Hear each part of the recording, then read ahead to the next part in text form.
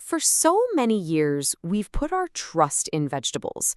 I mean, they're the foundation of good health, right? From our lunchtime subzi to that comforting evening bhaji, they've always been there. But what if, after you hit 60, the rules of the game change? What if some of those very foods you trust are no longer on your team? Let's take a look at the surprising truth that might be hiding right there in your kitchen. Tell me if this sounds familiar. You're doing everything right. You're eating healthy, loading up on veggies, but you still wake up feeling stiff. Or you have this deep tiredness that coffee just can't shake. Or maybe it's that brain fog that makes you feel a step behind. It's easy to just say, well, I'm just getting older. But what if that's not the whole story? What if the real reason is sitting on your dinner plate? That's right. The very same vegetables we've been taught are the key to health could be quietly causing some of these problems. And it's because our bodies, well, they're different after 60. They just don't process things the same way they used to. So let's dive right in. We're going to look at 3 groups of common vegetables you might want to rethink. Now, this isn't about forbidding foods.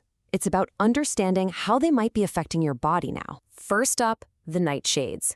Oh, these are the staples, aren't they? Think about that rich bangam bhurta, a comforting aloo sabji, or the tomato base that's in, well, almost everything. Tomatoes, eggplant, peppers, and good old white potatoes. They're delicious, they're familiar, but for some of us, they might be a hidden source of trouble. So why is that? Well, it comes down to a natural chemical called solanine.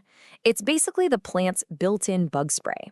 But for humans, especially as our bodies get a little more sensitive over the years, that same chemical can act like a low-grade irritant, quietly fanning the flames of inflammation. Do any of these ring a bell? That creaky feeling when you first get out of bed, achy knees and joints that make you think twice about a long walk? Maybe puffy fingers, or just that nagging mental fog. It's so easy to brush these off as just getting old. But they could be your body trying to send you a message about these foods. And look, this isn't just theory. Listen to this from a gentleman named Ramesh from Lucknow. He said, I thought I was just getting old, but after quitting potatoes for 3 weeks, the back pain vanished. That's powerful. It just goes to show you that sometimes the solution isn't in a bottle, it's in what you choose not to eat. All right, on to our next vegetable. And I'll be honest, this one might surprise you. It's spinach, our beloved palak. Palak paneer, dal palak, it's practically the poster child for healthy Indian food. But it turns out, the way we've been preparing it might be turning this friend into a bit of a foe. The sneaky culprit here is a compound called oxalate. And here's the tricky part. The more you cook spinach down, like in a slow simmered curry, or the more you eat it raw, say in a green smoothie, the more these oxalates concentrate. They can actually form these tiny, sharp crystals that can really irritate your gut and put stress on your kidneys. So the takeaway here isn't don't eat spinach, not at all. It's that how you prepare it really matters. Instead of cooking it for a long time or blending it raw, just try gently steaming it for a couple of minutes. That's it. This simple trick lowers the oxalates, but keeps all the good nutrients. It's a small change with a potentially huge payoff. And finally, let's touch on the cruciferous family. You know the ones, cabbage, broccoli, kale. We see them everywhere in those big superfood salads. It feels like the healthiest choice you can make, right?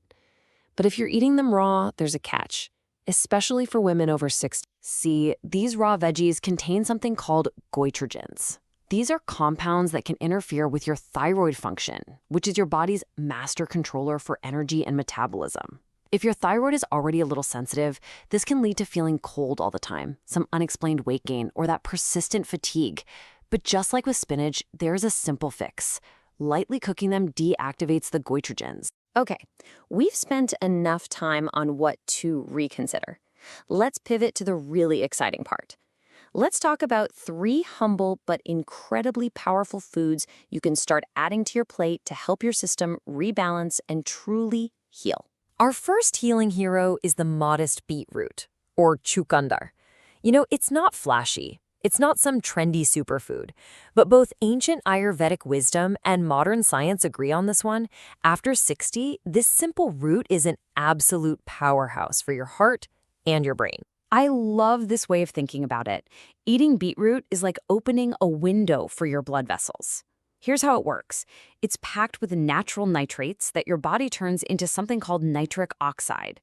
This amazing little molecule helps your blood vessels relax and widen, improving blood flow all over your body. We're talking to your heart, your muscles, and yes, your brain. Better flow means more oxygen, less fatigue, and a sharper mind. Next on our list is something ancient, something alive, naturally fermented sauerkraut. See, as we get older, that beautiful ecosystem of good bacteria in our gut can get a little weaker. This can lead to sluggish digestion, and it's even linked to that brain fog we talked about. Sauerkraut is like sending in reinforcements. But, and this is really important, not all fermented foods are the same. Those pickles on the shelf, they're usually pasteurized, which means all the good live bacteria have been killed off. What you want to look for is raw, unpasteurized sauerkraut, usually in the refrigerated section of the store. A spoonful of this stuff a day is like planting new seeds in your gut garden, helping everything flourish again. And our final healing hero is the humble carrot, gajar. It's so easy to overlook, isn't it? But its power is in its quiet consistency. It's not flashy, but it's always working behind the scenes to protect your eyes, soothe your system, and preserve your vitality. So how do you unlock all that goodness? It's so simple. You cook them. Gently steaming or sautéing carrots helps break down their tough cellular walls. This releases all that amazing beta-carotene, which your body can then easily convert into vitamin A. And vitamin A is absolutely crucial for sharp vision, healthy skin, and a rock-solid immune system. So, we've talked about what to dial back and what to bring in. And all of this leads us to the most important point of all, learning to live by your body's new rules. This isn't about some rigid, one-size-fits-all diet. It's about becoming a better listener. So I want to propose a little experiment, a gentle 14-day test. For just 2 weeks, try taking a break from the nightshades, the overcooked spinach, and the raw cruciferous stuff. And in their place, bring in some beetroot, a daily spoonful of that live sauerkraut, and some cooked carrots. And then, just listen. Pay attention. How's your energy? How are your joints? How's your thinking? It's not a diet. It's a conversation with your body. Because that's what this all boils down to. True health, especially after 60, isn't about eating more healthy things.